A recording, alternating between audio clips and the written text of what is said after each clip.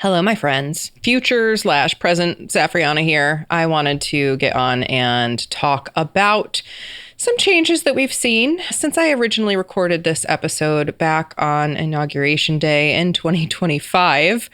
The episode you're about to listen to really dives into a lot of political topics, we'll say, and media narratives and power and control dynamics and all of that. And things have not gotten any better. In fact, everything has gotten worse, demonstrably worse.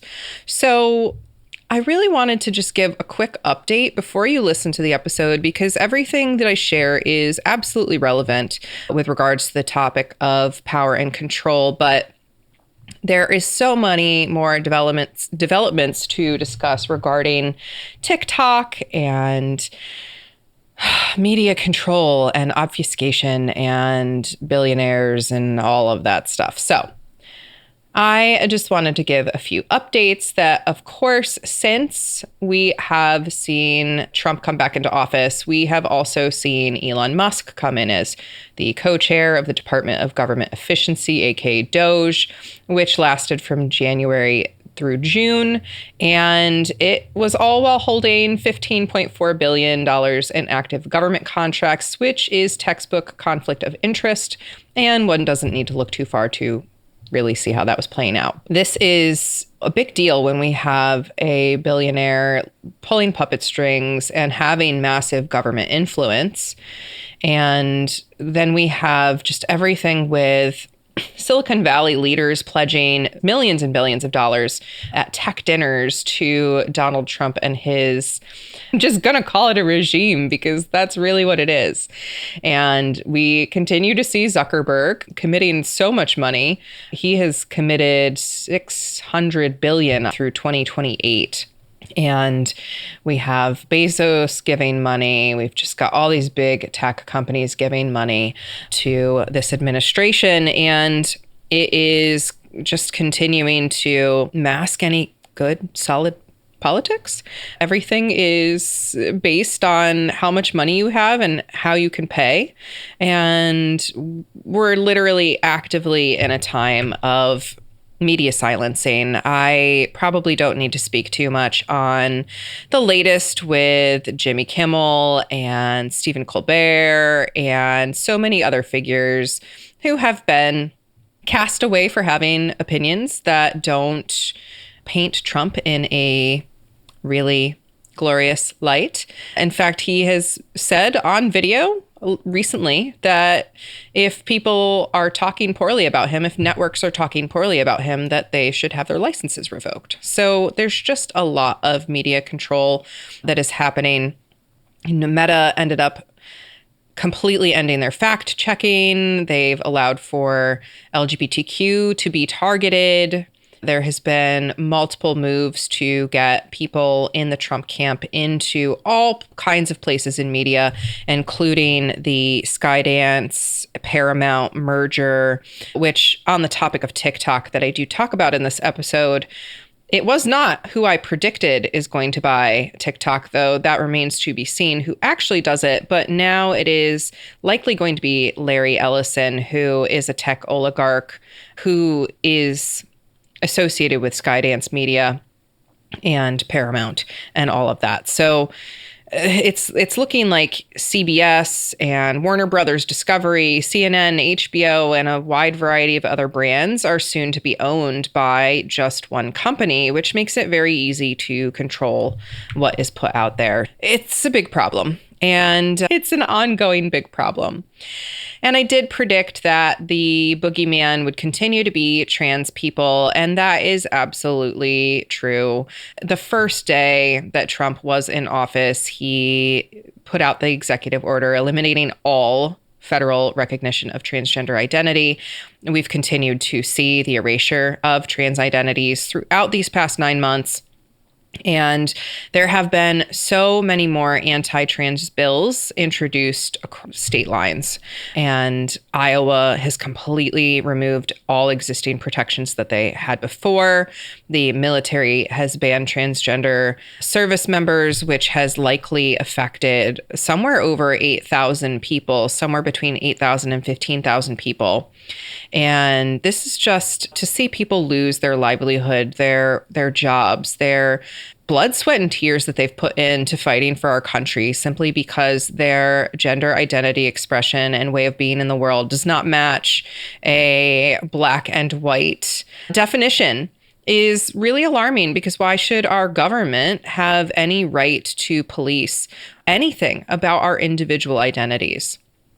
And Christian nationalism, I could talk all day about it. It's really, really, really problematic out there right now. There has been a North Dakota House resolution that explicitly acknowledged the kingship of Jesus Christ as a ruler of nations. And just as a reminder, the United States of America were founded on the separation of religion and state, and church and state. And we are seeing it merge now with the rise of Christian nationalism.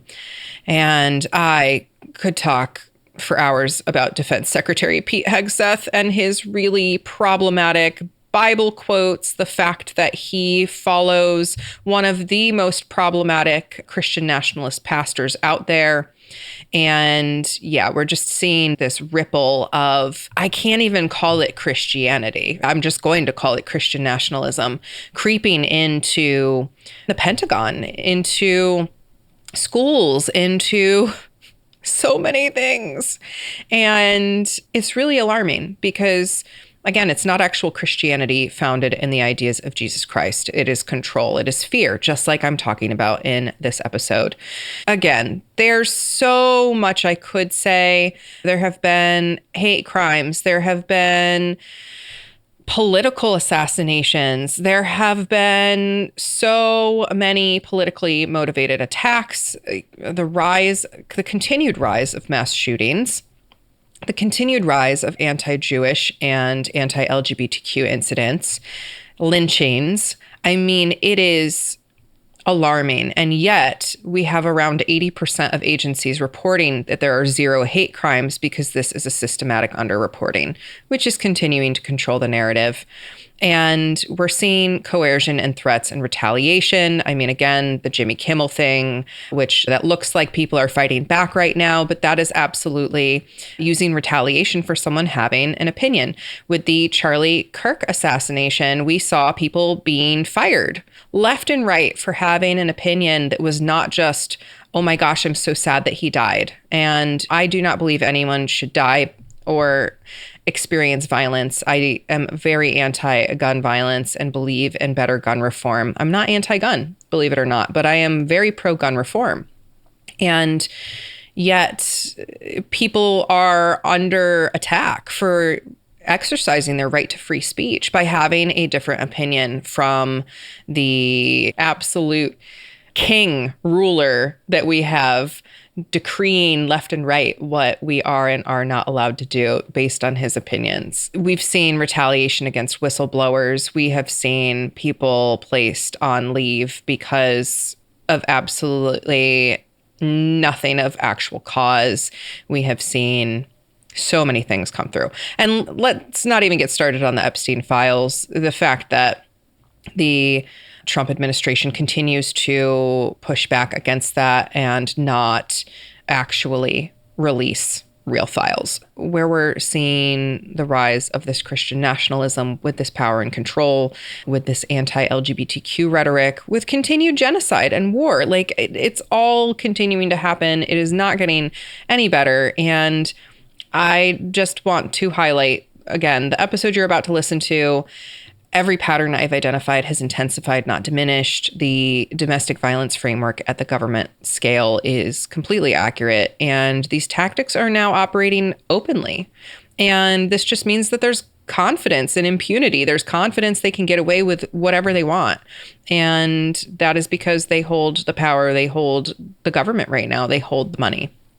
But Also, let's talk about some positive things. Resistance networks are building responses.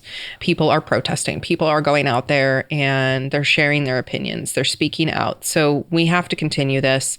Democratic institutions do have some resilience. We're seeing a few more democratic figures stand up and speak out.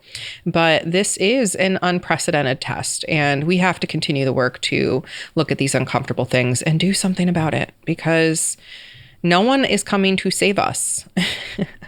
No one is coming to save us. And while I don't believe we should focus all of our time and attention on all of the bad things happening in the world, I do absolutely believe we need to pay attention and keep an open eye so we don't continue to allow these things to happen. All right, happy listening.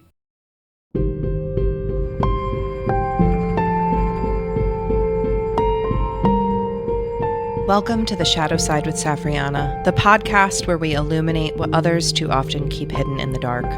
I'm your host, Safrianna Luna, and I believe that true growth and healing happen when we're brave enough to explore the shadows.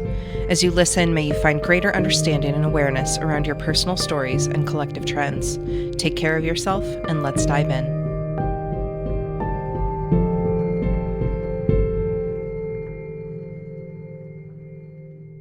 Hello. Welcome back to another episode of The Shadow Side with Safrianna. I'm Safrianna Luna, the Queer Spirit Guide, and a licensed clinician, healer, teacher, multi-passionate creator, author, who is here to talk about social justice and how we can be more in harmony than we are collectively. So that's part of my mission in the world, is to really help people understand social dynamics and power dynamics and how we are capable of entering a new era of compassion and connectedness with one another. And today's a very interesting day. It is the inauguration of our 47th president here in the United States, who is coming back in, who's also president number 45. And with that, the collective is feeling some trepidation. And I know so many of my friends, family members, and just community members are feeling very uncertain at this time with what's coming forward.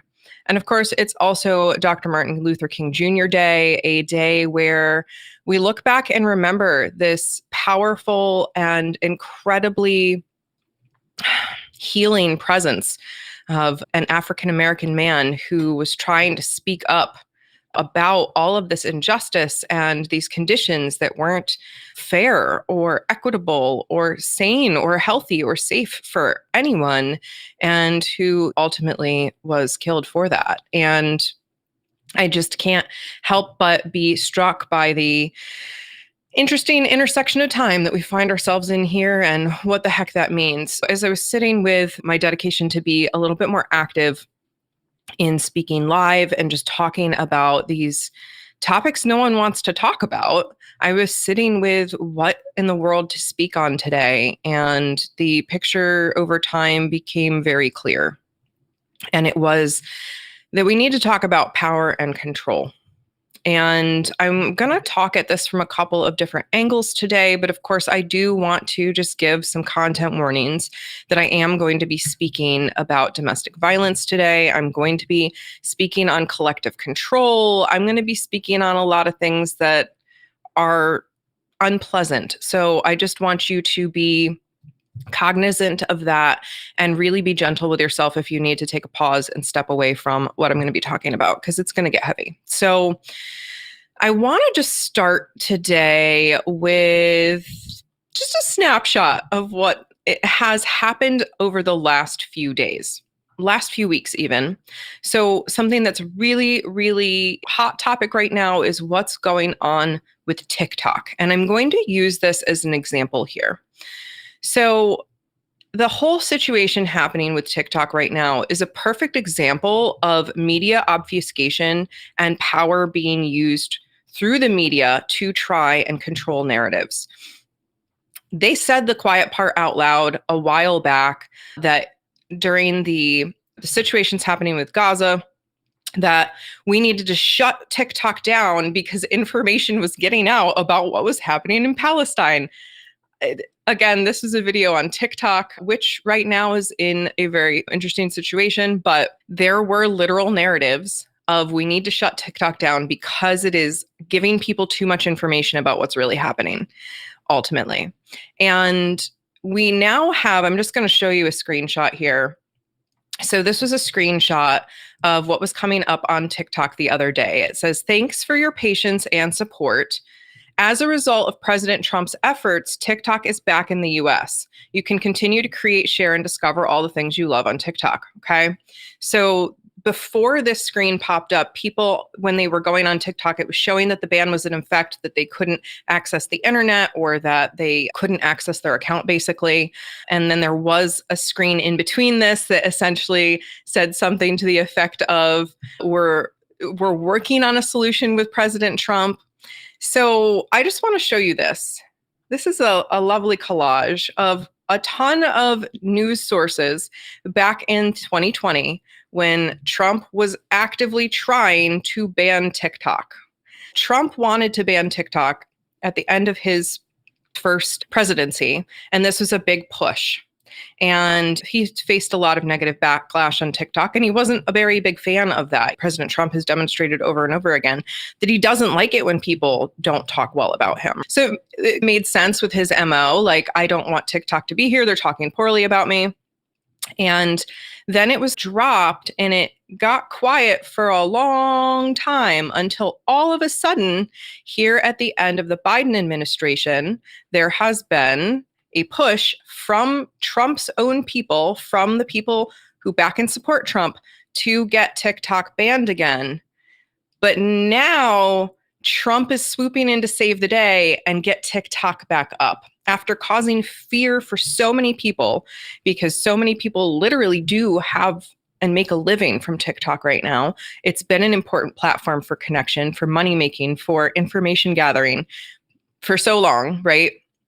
But this is an example of media obfuscation, where when we essentially use our money, right? People in power and who have money and thus control can use that money to control a narrative. We get these very mixed surface level things, right? So on the surface, if you don't dig deep at all, it looks really like Biden administration was the one that banned TikTok, and that now Trump and his administration are swooping in to save the day. But that is not how it actually went. And another thing I just want to briefly point out here is a screenshot from Forbes. I believe this was the 16th. And you can see these are some of our most wealthy people. We've got Elon Musk, Jeff Bezos, and Mark Zuckerberg ranked top here. And these are people who are literally working with Trump on these new policy changes and controlling the social media landscape. So I'm curious to see if we're going to find either Musk or Bezos or Zuckerberg buying out TikTok in the coming weeks. I'm curious to see what's going to happen there. But ultimately, this goes back to money, power, and control.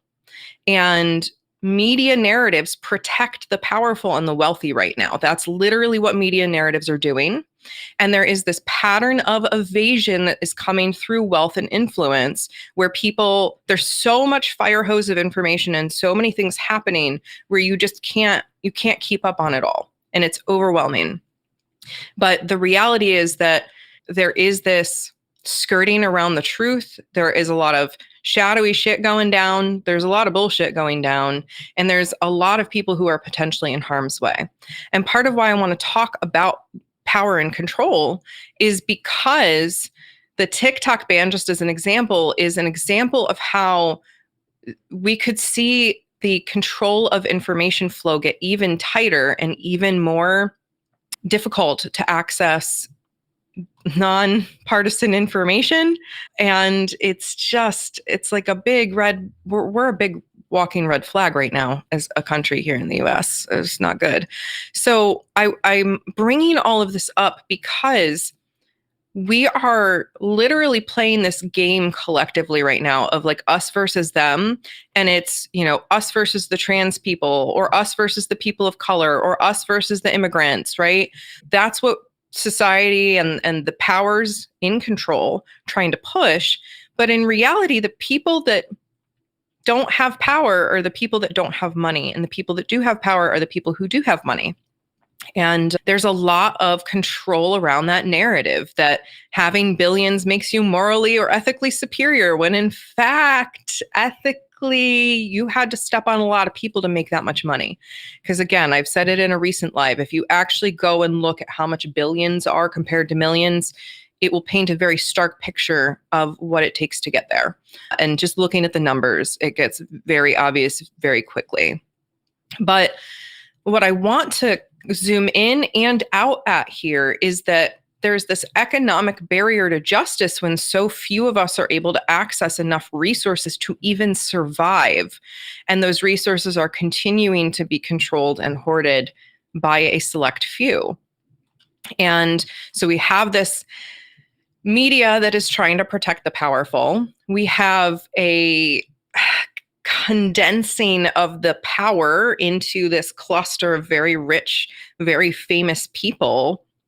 And we have the average person, at least here in America, struggling to make ends meet and to get out of survival mode. And so I wanted to talk about power and control and domestic violence and how that is mirroring what's happening here today. So here is a basic resource. You can go to Google and search power and control wheel. You will see lots of different versions.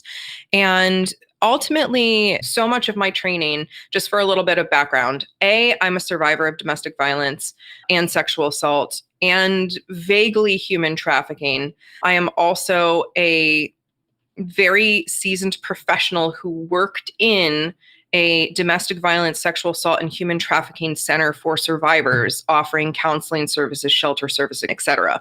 I've run groups for people that have experienced these things. I have literally worked with hundreds and hundreds and hundreds of people who have experienced domestic violence. So I am not saying this lightly, and I am not saying this to like cause panic or fear. I am talking about this to point out the reality of what's happening. And so hopefully, if you are in a situation like this, maybe it will unnormalize it for you. Because here's the problem. When the people in power and control are people that we're looking to as our authority figures, as our leaders, are literally doing these things and getting away with them, what else are we supposed to do? Like, the heck do we get out of that? It's crazy making. It's gaslighting. I'm going to just briefly go over the power and control wheel, and this is the general one. And then I'm going to talk a little bit about LGBTQ, because there's a separate power and control wheel for LGBTQ, and we're seeing that playing out globally right now. And then I want to just compare this globally to what's happening. So domestic violence, intimate partner violence, power and control can look like using intimidation, using emotional abuse, using isolation, denying, minimizing, or blaming, using children, using privilege, using economic abuse, and using coercion and threats. Again, there are so many different specific things in this category, but unfortunately, I have experienced almost all of these things as a survivor, and I've worked with so many people who have experienced all of these things or just one of these things. And just one of these little slices on the pie, just one of these categories is enough to quantify as abuse. And many of us have learned to dampen, normalize, minimize these experiences to fit in, to try and not lose our community, to try to not rock the boat. And it's not okay. So let's just look at what we've seen happen with this administration that's coming in already. They are making threats to do something to harm potential immigrants whose status may or may not be certain. They are making threats to harm trans people. They are making threats to harm women. They're using intimidation by throwing around their money. That's also economic abuse, right? Preventing people right now from accessing money too. I see this huge trend right now where it's really hard for people to get jobs, even though they've been applying and applying and applying, and there's supposedly all of these jobs available. But funny that. So interfering with worker education, with all of the control happening, we're seeing little bits and pieces of that everywhere. Using privilege, though, again, when we go back to our list here, so we've just got these three people at the top, Elon, Bezos, and Zuckerberg, who are playing out a lot of economic control right now. They're really using their privilege to make big decisions because they can throw money around. They're donating millions to Trump's inauguration fund and beyond, right? Emotional abuse, putting people down, making them feel bad, playing mind games, making you feel guilty, humiliating you, questioning your identity. This is all. Oh, and of course, reinforcing internalized phobias and isms. We've seen that happening collectively where the narratives, the languaging that this administration uses really cause people to dig in deeper to their racism if they already are not checking that, dig deeper into their sexism, build transphobia, and question anybody that doesn't want to check the very traditional heterosexual, monogamous, one man, one woman Christian definitions of what it looks like to be a person, right? So that can go into using isolation when we start to push aside these whole swaths of the population because they don't fit in, controlling what they're able to do, right? That is isolating them and causing, at the end of the day, what does all of this cause? More mental health issues. Gosh, I could talk about a billion things with this, and it's not a pretty picture, right? When we really dig into what power and control looks like. And just to talk a little bit about what this can look like for LGBTQIA people, additional tactics that can be used to abuse and exert power and control are threatening to out them, threatening to out someone, using their gender identity against them, denying them access to medical treatment on account of their identity, using heterosexism, sexist ideas, homophobic ideas, transphobic ideas to say this is the one right way to be, is to be heterosexual, monogamous, straight, all of that stuff. And then isolating people so they can't access fellow LGBTQ community. And all of this can be used to control in a relationship. But now we're literally seeing it play out more globally because the boogeyman right now is trans folks, right? The boogeyman that the power and control needs in order to maintain their power, because they need someone to point a finger at right now, is our trans citizens. And I just really, really want to, again, throw this out there. Licensed therapist, have studied, got a degree. The whole reality that people are trying to push, which going back to the social media, the obfuscation and control. If you're not familiar, recently Meta changed their policies after Zuckerberg met with Trump, and they changed the policies to allow people to, and they very specifically put this in the language, call LGBTQ people mentally ill on Facebook. So I just want to remind you, as a therapist and somebody who's studied these things, that LGBTQIA identities have not been considered mental diagnoses for a very long time now, comparatively.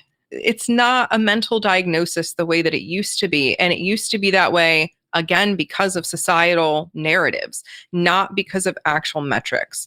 Where we see mental illness come in is as a result of people being bullied, harassed, threatened, losing work, losing liberty over who they are and how they identify in the world in ways that don't even impact the people that they interface with, but they're still punished for it. And that is where the actual mental health stuff comes out. And it's usually more diagnoses like PTSD. Yes, there is still dysphoric disorder, and that dysphoric disorder usually comes out of not being able to exist or feel safe being oneself, right? Like it's ultimately about the safety. And when we make it unsafe for people to be who they truly are, of course, there's going to be mental health stuff happening with that. But the core reason for the illness is not the identity. It is the treatment by these external people. So again, I just want to point out that domestic violence and traditional power and control categories look like coercion and threats, intimidation, economic abuse and control, emotional abuse, isolation, minimizing and denying or blaming, using children and using male privilege in specific. We can go into the LGBTQ specific abuse tactics, which usually look like threatening to out somebody, using their gender identity or expression against them, and denying them access to medical services. So all of these are signs of domestic violence. And not only do we see them play out in people's households, but we are literally seeing it play out in the global collective right now. And so I just want to point out these patterns on the personal level, because if you yourself are experiencing any of this on a personal level, you want to get out of that. As somebody who lived in an extremely violent situation for nearly 7 years, I know how hard it can be to get out. And I know just how absolutely draining and burnt out we get when we are stuck in domestic violence. And we're seeing this pattern playing out at a global level. So even if you are not experiencing this personally, there's still liberation to be had at the global level. So if you're experiencing this personally, let's work first to get you out of that so that you can live a peaceful life and do what you're here to do. But on the global level, we have to keep calling out these shadows. We have to keep saying this is literally textbook abuse tactics that are being used by the people leading our country. It's scary.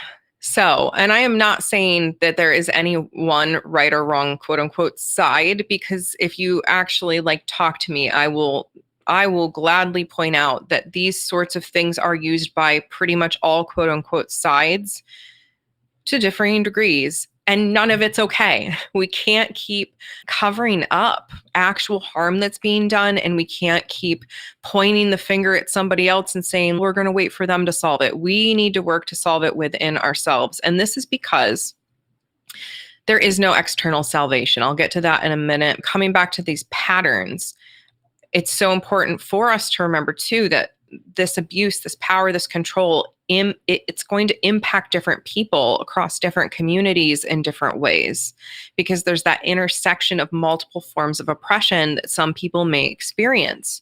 So if you're a queer, Black, assigned female at birth person, or even worse for oppression, a Black trans woman, you're going to experience a very different level of privilege and thus oppression than, say, we'll just go with the big example, than a Christian, white, middle-aged man, right? So it's really, really important to understand intersectionality, and that all of us may experience some form of oppression, even if it's internal, right? Oh, good Lord. I could probably write a dissertation on how many white men just want to create oppression within themselves. And so they do. They oppress their emotions. They suppress their inner feelings and their ability to actually get freaking healthy, because they have all this other privilege that they can essentially ignore, that part that's really harming them and harming everyone around them. Whereas a lot of us end up doing our work much more quickly because we don't have the same level of privilege and ability to just bypass. We may try, but eventually we have to face the oppression because it's so pervasive for some of us.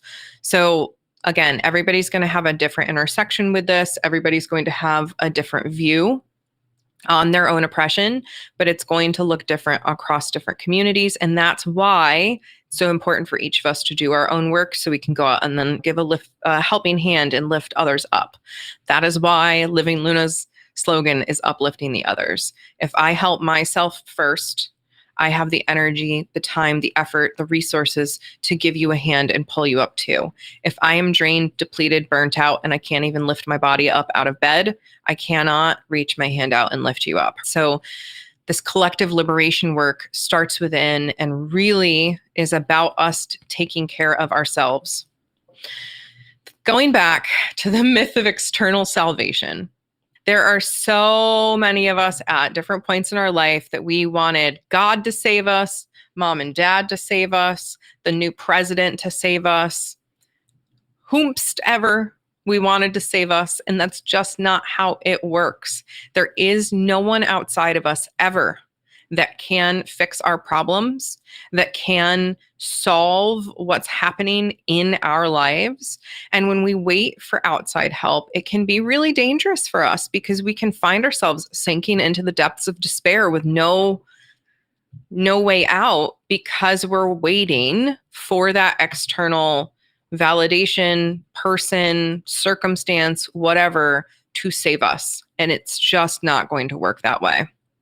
And of course, wealth and privilege affect our ability to receive intervention, right? Access to money can equal access to services, and access to services can make or break our ability to move forward in our lives. So we need outside help, but we are not going to literally be saved by an external figure. And that's why it's so important for us to come together as a collective to build community support networks to help liberate ourselves and each other. So again, if you are experiencing domestic violence personally, I really want to encourage you to be aware, to document, and to create safety plans where you can. There are all kinds of resources out there for you. If you search domestic violence or intimate partner violence online, you can find all kinds of resources. But coming back to this global level, we have to stay aware. Not every single person can stay aware, but if you're a person, you're a historian, you're a journalist, you are a passionate social justice seeker, you may be being called right now to help document, to help keep track of, to stay aware of, to help others stay knowledgeable. Because as I suggested earlier, I suspect we're going to continue to see even more levels of media control and just the shrinkage of our resources that are non-biased or not bought out by one of those figures that has a lot of money and can literally throw things around and do whatever they want. Again, power and control. And those with more economic power have more control, unfortunately. And that is working as designed. That's how the system has been rigged. And it's about waking up the 99%, right? Waking up more and more of us to realize, like, I can play a role in this. I can speak up. I can do something. I can help break this cycle. And the most powerful thing we can do to break the cycle is break it within us first. Do our individual healing, make sure that we are not contributing to the problem, that we're not holding those beliefs in ourselves, that these people with all this money are morally superior to us, or that they are going to save us, or whatever other BS we might be carrying around and believing. And we have to build resilient communities. We need to tune into our people who are doing the work, who are liberating themselves from their shadows, not by bypassing them, but by seeing them, by lifting their own shadows up and shining the light on them. We do this, we break this cycle by having accountability be at the forefront of our mind. And that means us taking ownership and accountability for our actions, not just calling other people to be. Like, I talk a lot about the work that I've done on my own internalized isms and the ways I've shown up in relationships due to even my own trauma, right? We want to often blame other people for our trauma and say, like, I'm excused in having this behavior because I experienced this trauma. But that's not the case either. We're all responsible for our behaviors in the world and how we respond in the world, even if that is our own mental health. So accountability is important, and we need to hold ourselves accountable as well as the people in control right now. And remember that they can't control us on an individual level, experiencing our own joy in our daily lives. There is so much importance in pleasure activism right now and in stepping into enjoying the minutia of our day-to-day experiences. We don't have to be spending a ton of money. We don't have to be going out and having the luxury experiences in order to tune into joy right here, right now. Gratitude is the most immense practice that we have at our disposal, and we can be grateful at any point in any time simply by looking for something to be grateful for. Be grateful for your running water. Be grateful for how beautiful it looks outside your window. Be grateful the sun rose. Be grateful for your feline or canine companion or your lizard companion. Be grateful for your house plants, right? Anything to tune you into right here, right now. I'm safe. Nothing bad is happening. And I get to enjoy and be in enjoyment in this moment. That is your call to action. That is the big work right now. So I want to leave us with 2 quotes, because I know this is a lot. This is a lot to take in, and I know I'm going to be sitting with it for the rest of the day and the rest of the week and the rest of the year and the next 20 years, this collective liberation work. And my mission is to be here as a force of harmony. Literally, one of my life themes is harmony. I'm a bio number 9, who are all about unity and balance. Like, my work is to be here to remind you we are all one. We are all technically united. It does not look like it, but we're trying to come back together. And this takes awareness. It takes protecting one another and building collective understanding. It takes supporting our marginalized people and lifting them up. It takes supporting one another across economic lines. It takes all of this. And so I want to leave you with these 2 quotes, and I'm hoping I can get through reading them without bawling my eyes out. So I used to be a public school English teacher, and I taught the Diary of Anne Frank. And good God, I know my audience already knows a lot of this stuff. I know you do. And so it's, that hope that I reach someone who doesn't know it. But we are seeing so much of Nazi Germany playing out right now, repeating the early warning signs, some of the late warning signs, like we're seeing the warning signs. And I hold on to the fact that Anne Frank was able to hold on to hope, even literally, I'm not going to be able to make it through this, literally in an attic, stuck there for years and years and years, holding on to threads of hope when she was a person under persecution, and who literally, just by existing, being born in the body that she was born into, the family she was born into, was for her existence. And still she maintained hope. And so my hope is we can have that too. So this quote is one that always sticks with me. And every year that I read it, I bawled my eyes out in front of my kids, because this is such a truth of what I hold that I want to pass on. So she wrote in the Diary of a Young Girl, "In spite of everything, I still believe that people are really good at heart. I simply can't build up my hopes on a foundation consisting of confusion, misery, and death. I see the world gradually being turned into a wilderness. I hear the ever approaching thunder, which will destroy us too. I can feel the sufferings of millions. And yet, if I look up into the heavens, I think that it will all come right, and that this cruelty too will end, and that peace and tranquility will return again." Yeah, I can't make it through that quote. It's just too powerful.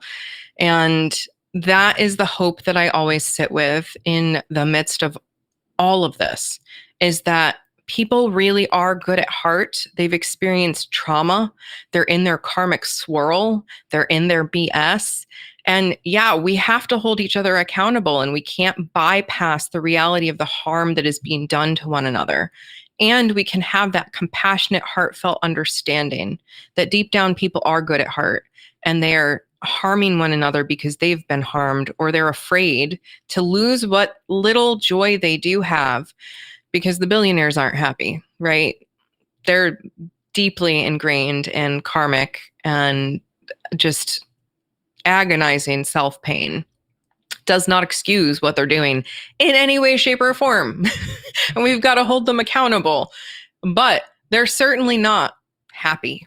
They're certainly not filled with joy. And that's something we can have that they can't, if we allow ourselves to. And so that's where I want to leave us, on the note of Dr. Martin Luther King today, who said, "Darkness cannot drive out darkness. Only light can do that. Hate cannot drive out hate. Only love can do that." And that's the work. That's the mission, my friends, is to be the light, not afraid of the darkness, but shining in the darkness, knowing that we all have this darkness within us, and we all possess a kernel of hate within us. And it's by liberating that in love and light that we can move through. And to do that, we have to have a balanced perspective. We can't bypass. We have to stand with one another and call this stuff out. So I will leave you with that today. Like I said, this is a lot, and it's really daunting when we look at this power and control playing out collectively. But the work starts within. lean into your communities, take care of yourself, find your joy, find your pleasure, find your activism. That is what you can do. You can shine your light. And if you need support, know that the Living Luna community is here for you. You can easily find us at livinglunas.com/socials. You can get links to all of our pages and hop on and join us wherever we're at, wherever you're at, so that we can keep standing together and growing together and just being together in this crazy thing we call life. Please feel free to join us wherever you would like so that we can continue to build community. And if you need one-on-one support, know that I offer that in all kinds of forms as well. I am just a 15-minute consultation away from you figuring out how we can work together. If that is something that you want to do, please don't hesitate to reach out. So until next time, I'll be back next Monday with another topic. If there's something you want to see me talk about, please feel free to let me know. Otherwise, I'll go with the flow, whatever's arising in the moment. Please take care of yourselves. Be kind to one another wherever you possibly can. And above all, just be the love in the world that you want to see. All right. Bye for now, my friends. That brings us to the end of this conversation today. Thanks for being brave enough to walk in the shadows with me. If you found value in this episode, please consider subscribing to Shadowside with Safrianna wherever you listen to your podcasts, and leave a review to help others find this space of transparency and expansion. You can also connect with me at safrianna.com or livinglunas.com for more information. Until next time, know I'm loving you fiercely and cheering you on.